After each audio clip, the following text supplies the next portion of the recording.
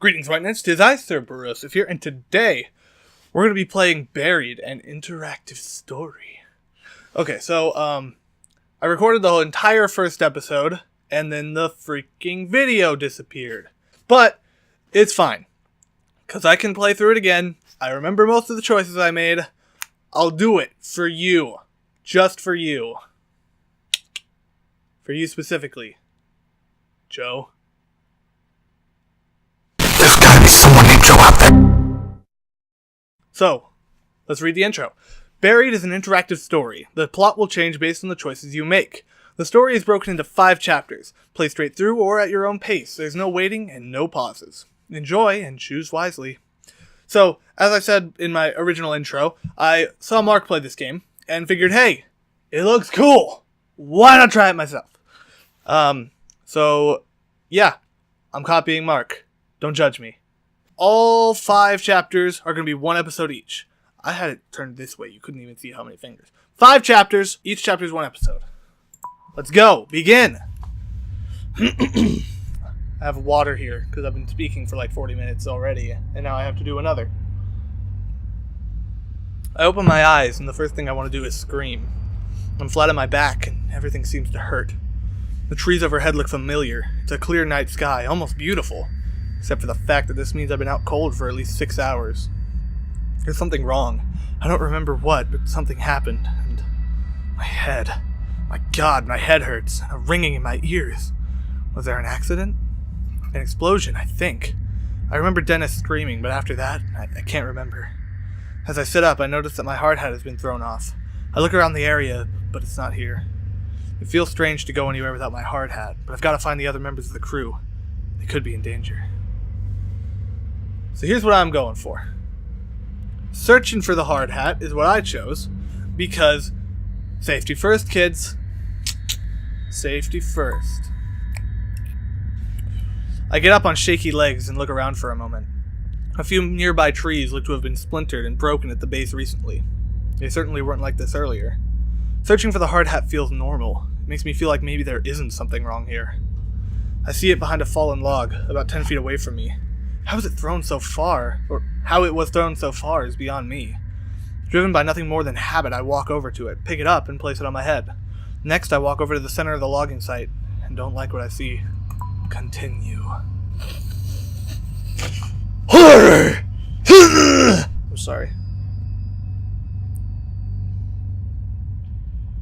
The logging site looks like a bomb was detonated right in the center.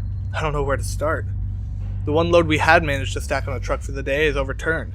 The trailer bent and the logs hanging off the back. Where the hell is everyone? That was weird inflection. Where the hell is everyone? Now that was a bad voice crack. Where the hell is everyone? My head is killing me and this ringing in my ears. I can't hear anything. Not birds, not my footsteps. Nothing. It makes me wonder if I hit my head after my hard hat flew off. I run through a quick mental checklist to make sure my brain is still working. My name is Roger Hastings. I'm 41 years old. The year is 2017. I own a small logging company, and we've been logging in this strip of Kentucky woodland for almost a month now. Okay, so my brain works. That's a relief. But it also makes me fearful, because something is certainly not right here. I look around the logging site, but my mind... All around me are familiar faces. I look around the logging site, my mind trying to figure out what has happened. Just about every piece of equipment has been overturned or tilted. Look at debris, look at truck. I looked at the debris, and my reasoning for that was because the truck is partly in the debris, so it's kind of like the same thing. Not to mention, the debris might give me more clues than the truck would. It's kind of just tipped over, you know. There are bits of debris everywhere. There are fragments of the 5-gallon bucket I keep our work rags in, a loose chainsaw, and an overturned gas canister. Had there been an explosion, all of the fuel on site would have started a fire, but there's no charring, no burning, nothing. I walked through the area where Dennis had been working. From the looks of it, he'd been moving slowly. He'd only taken down 4 trees today. His metal lunchbox is open, an indicator that he had been taking an early break. Mental lunchbox? But he's not here. No one is here. Where the hell is everyone? I could try to make a call on my cell phone, but its battery is already running really low. Not that it matters. The reception out here is crap. Yell out or call someone on cell. I'm going to yell out because I need to find my crew. And calling somebody on my cell is going to waste my battery life for a possibility of the freaking cell phone to die and not even call people, you know? The reception's bad. Call out. Hey guys, Whoa, hang on. Hey guys, where is everyone? Tony? Dennis? Frank? Joe? But the names fall flat among the wreckage. I get nothing back other than scaring away a few birds overhead. Might as well start walking, try to find some answers. The highway is almost a mile back through the woods, down the gravel road we used to reach the site. Maybe the crew ran that way for help. But why would they have left me? Were they scared? Out of sorts? Maybe I can catch up to them. But when my truck turned over on its side, it looks like I'll be walking. My God, I can't even remember what I was doing before waking up on my back. Wait, what's that underneath the bulldozer? Oh my God, it's a leg. It has to be either Tony or Dennis. The dozer looks unstable, like it might roll some more. Might not be safe to get close, but at the same time, I can't just leave him there. I'm gonna go look. Hey, I yell, are you okay? Are you alive? Holding onto my hat, I skip over the wrecked equipment and stray logs to get closer. I can see a bit more of the leg. The jeans are soaked in blood. I recognize the work boots. It's clearly Tony. His leg is bent at an impossible angle, nearly crushed flat. The closer I get, the more apparent it becomes that Tony didn't survive. Leave the body alone or pull the body out. Can't do anything with him, or for him, and the truck's gonna topple over. I'm gonna leave the body alone. There's nothing I can do for him now. I start to back away slowly. In my shock, I stumble back, suddenly tripping over one of the stray logs. My head collides with one of the logs as I bite the ground, but my hard hat does its job. Thank God I decided to look for it earlier. But what's more startling is realizing that Tony is dead. Looking at him, I feel something rising in my throat, and I don't know if it's a scream or vomit. But I have to push it away. If I lose my cool right now, there are too many questions that will go unanswered. Crap, I can't believe this. Tony. He had 2 boys. He coached his oldest son's baseball team. He was the hardest worker I had and was one of the most honest and reliable men I knew. This isn't right. I can't stay here. I have to find Dennis, Frank, and Joe. I have to find out what happened here. As I walk through the stacks of logs from the last week or so of work, everything feels frozen. This high-pitched sound in my ears is terrible. It keeps happening every few seconds and sounds like it's coming from far away. I can't help but wonder, is it my ears? Or is it something else? The silence out here is creepy and there's a smell, like the atmosphere after a bad summer storm. I'm telling you right now, rainstorms, they smell good. I might as well admit it, I'm a little scared. Everyone here is missing and it's dead quiet out here. There doesn't even seem to be a breeze to rustle the leaves and branches. My right knee hurts like hell. My head was hurting so bad before that I never even noticed the pain in my knee. I must have heard it during the what? Accident? Or... Wait, is that Dennis? I see him sitting on the ground, motionless, about 30 feet away. Now I know I shouldn't have done this last time. I made my decision based on the fact that I knew it was a horror game, so I was going to yell out, just in case he ran at me. I'm going to pick that one, because it's what I picked last time. Dennis, I yell. Dennis, can you hear me? Dennis lets out a shout, like someone waking from a nightmare. He then looks back at me from the ground. Yeah, Roger, I hear ya, he hollers back as I head over to him.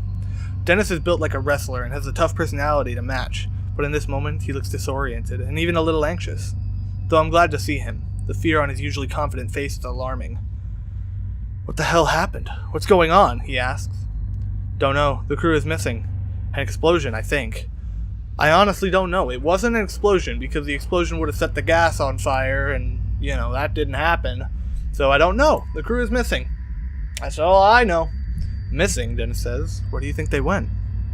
I'm not sure, I say, but it has me pretty freaked out. Something's not right here. Still sitting on the ground, he looks around the woods, as if he just now understanding the severity of the situation. The equipment was overturned, the dozers too, I say, shifting my hard hat and wiping my forehead. You okay? I ask him. Yeah, just shaken up. Me too. This might be the most intimate conversation Dennis and I have ever had. While he and I have always been on good terms, we've never been particularly close. I've always respected him, though. Sure, he's come to work a few times looking like he'd been in a bar fight the night before. But I've also seen him do an enthusiastic impression of a dinosaur as he played with Tony's kids while they waited for their dad to finish up his shift. It's then that it hits me. Dennis and Tony were good friends. I'm not sure I want to rattle him with news of Tony's death right now. Not before we know what's going on. But he has a right to know. Tony is dead. Don't mention Tony. I'm not going to hold this information from Dennis because it wouldn't be right. First off, if I don't tell him right now, he's going to be mad later when he figures it out. And he's going to go berserk and try and kill me. I imagine. Number 2, I would want to know. If I was Dennis, or if I was in Dennis's situation, I would want to know that my friend is dead. Before I go any further, I would not want it hidden from me. So, Tony is dead. You were upfront with Dennis about Tony. Dennis about Tony, not Tennis about Tony. Dennis's eyes fixate on me, startled. He was crushed under the dozer, I say.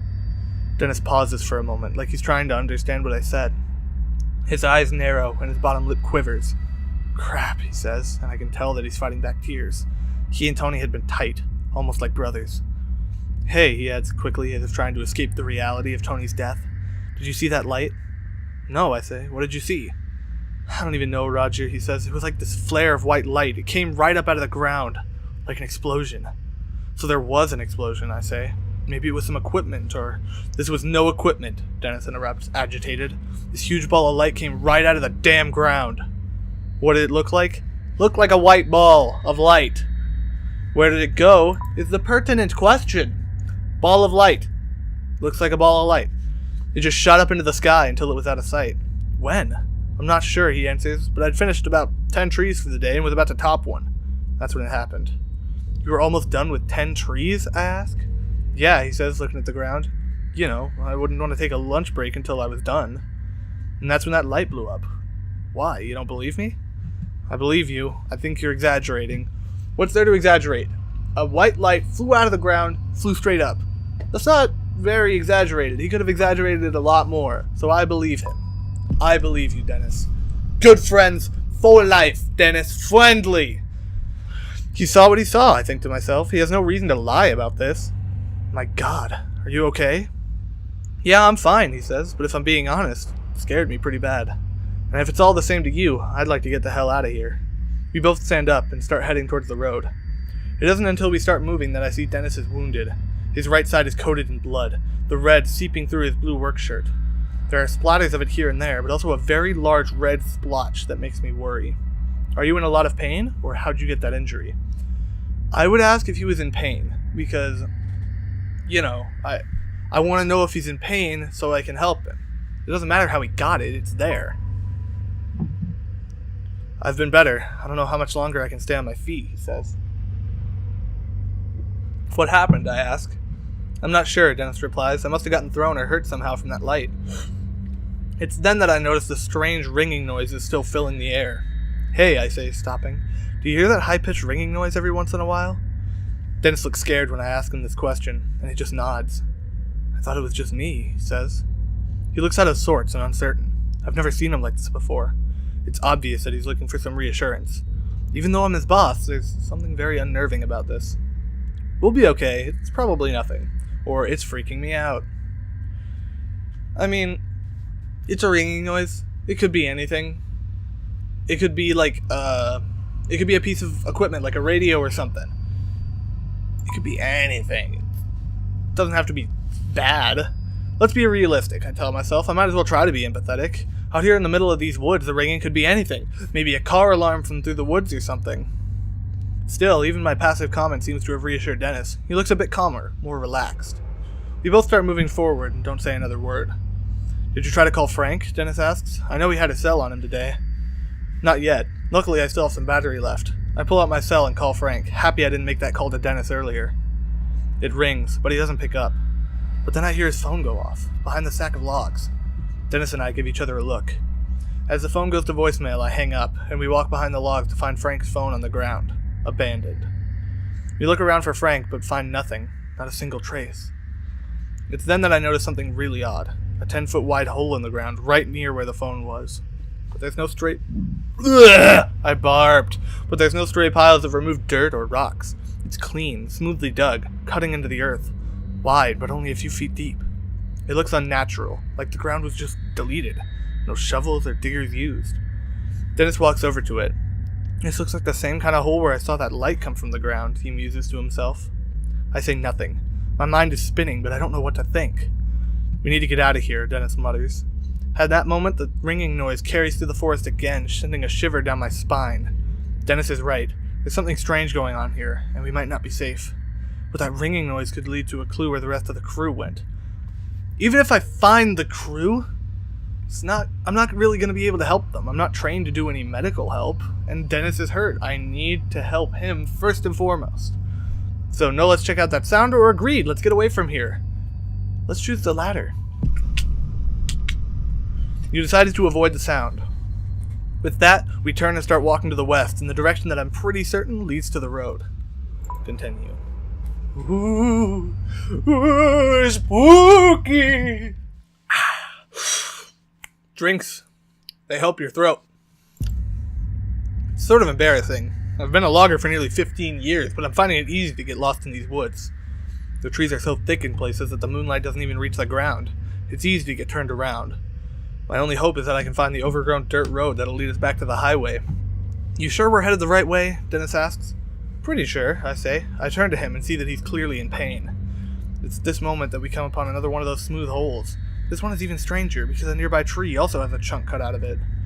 The arc goes smoothly through the ground and then up to the trunk, like a cartoon wrecking ball blasted through the both of them. What the hell are these things? Dennis whispers to himself. He takes a step down into the hole, his boots creating imperfections in the shape, like footprints on a sand dune.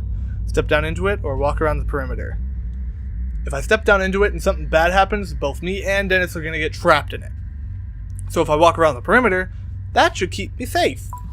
Ah! Walk around the perimeter. I walk along the edge, each step sending pebbles down into the hole and ruining its perfect shape. I'm amazed at how smooth it is. Even rocks that were under the earth have been sheared to fit the spherical shape. But as I'm noticing this, I notice Dennis's feet start to sag. Dennis, get out! I start, but don't finish. Before he can react, the ground is giving way and he's falling. I try to step back, but the fissure that opens up disintegrates the ground beneath my feet as well. I cry out in surprise and can barely hear Dennis letting out a curse as we go down into the earth. I'm going to say this right now. That choice was pointless. If I was stepping down into it, or at least it seems pointless from my point of view. If I stepped down into it, I would have fallen. If I walked around the perimeter, I would have fallen. What's the point of having the choice there if it doesn't do anything for me, you know? But then again, it's kind of like that Mass Effect effect, where you make a choice in a dialogue, but it just convenes with the original dialogue anyways. No matter what you choose, you go back to the original stuff. I don't know. The fall isn't a long one, but when I hit something a few seconds later, it hurts like hell. The wind goes rushing out of me when I hit, and a sharp pain flies through me. What the hell? I say once my breath is back. Beside me, Dennis is slowly rolling over to get to his feet.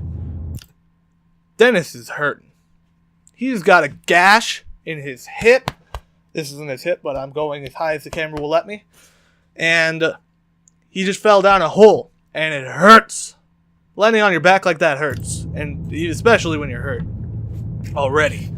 I look up and see the hole in the ground where he fell through. It looks to be about 10 feet over our heads. It's completely dark, but there's a small flicker of light further into the cave ahead of us, and a solid wall of rock behind us. Looks like the only ways out of here are further down the cave, or up through the way we fell in. Dennis might be able to boost me up there, but with his injury, I'm not sure how stable he is. He might drop me. Try to climb out or head into the cave. If I try to climb out, he might drop me, and I probably would have to leave him behind. Not gonna risk either. So I'm gonna head into the cave. I decide we'd better not risk hurting ourselves trying to climb out. As we turn to head into the cave, I take a closer look at the light further ahead and realize it's artificial.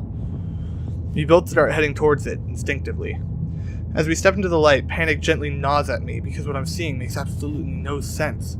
It's no longer a cave or a hole, it's a long, sparsely lit corridor. Continue. A corridor.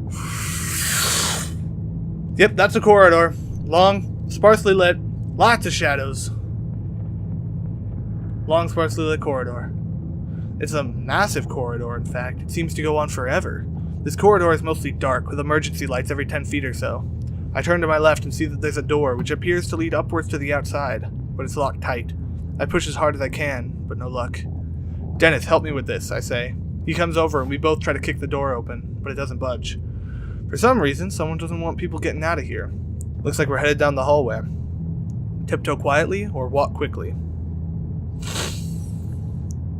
Tiptoe quietly, because if it's given me that option, there's something around here which is gonna hear me if I go quick. Not to mention Dennis is hurt. Don't want to rush him, you know? Go slow and steady wins the race, dude. I feel like a ghost, like I truly have no business being here. Dennis leans on me for support. We move slowly, our feet not making a sound.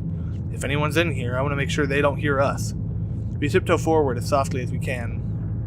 As I carry Dennis to the far end of this otherwise featureless place, I see a flight of concrete stairs leading down. I have to set Dennis down on the floor, his weight is killing me. Dennis, are you okay? Stop worrying, man, he says. I'll be okay. I just need a minute to rest. But looking at him, I'm not so sure. I can still hear the ringing noise every so often, coming from somewhere in here. I look ahead at the concrete stairs, pointing towards them so that Dennis sees them. Can you make it down those stairs, I ask? He stands up slowly, and is visibly making an effort to not fall back down. Yeah, he says, and sounds a little irritated. He starts to the stairs without me, and I have no choice but to follow. We approach the stairs, and by just looking at them, I get the sense that we're crossing some sort of line here. There may very well be no going back. Continue. Stairs! Not the stairs! No! As I head down the stairs, I notice that they look aged. That damned ringing noise is somewhere below, louder than ever. I feel like I'm walking down into the cellar of a haunted house, the light becoming scarce as the stairs take a slight turn. I can feel the temperature drop. Dennis makes it a few steps down before he's leaning on the wall. He's breathing like he just finished a marathon. Pause to give him a break or keep up the pace. He's hurting. I don't want to rush him because that'll just slow us down later. Pause to give him a break. Let's take a break, I say, putting my hand towards his shoulder to help steady him. Dennis lets out a sigh. Thanks. I don't feel too great, boss. As we both squat down on a stair, my mind seems to lock in on the unknown fate of the rest of my crew. Frank is married, and I've met his wife a few times. A nice woman with a huge laugh. My heart sags a bit when I realize I might never again get to hear him belting out classic rock tunes during lunch break.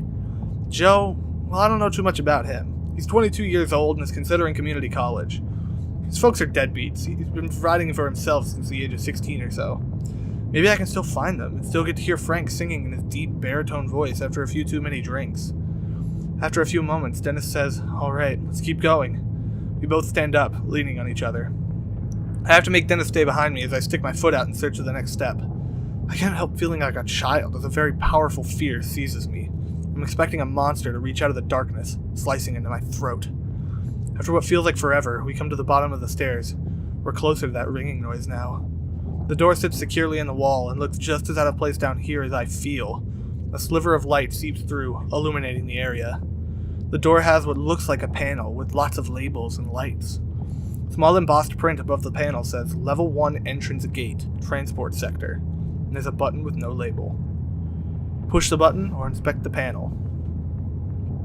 I've been careful this whole time.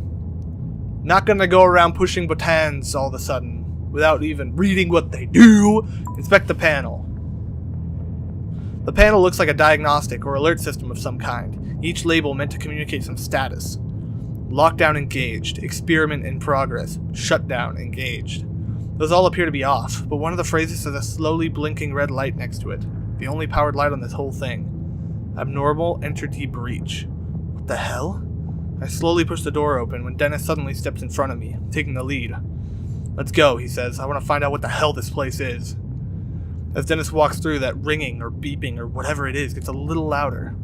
The door closes behind us with a click. I can't help but notice the wobble in Dennis' step as he lets out a grunt. You sure you're healthy enough to keep going, I ask? It doesn't matter. I don't want to be in the woods right now. He seems scared. Something I've never seen before. Angry, yes. Upset, yes. But Dennis is never scared. What did you see, or what's so dangerous? I can't remember what I chose here, actually. What did you see, or what's so dangerous?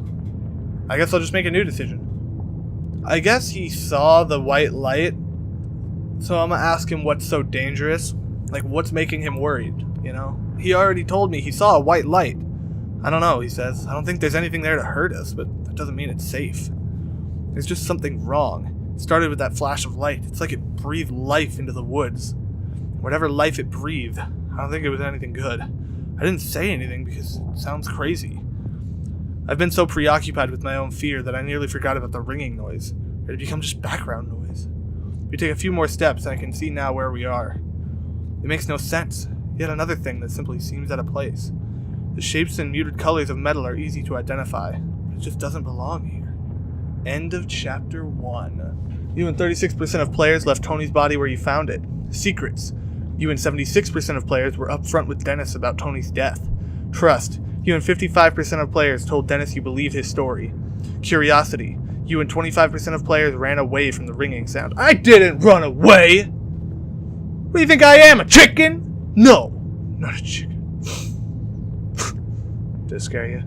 Did it scare you that time? Well, I have to say, I really like this game.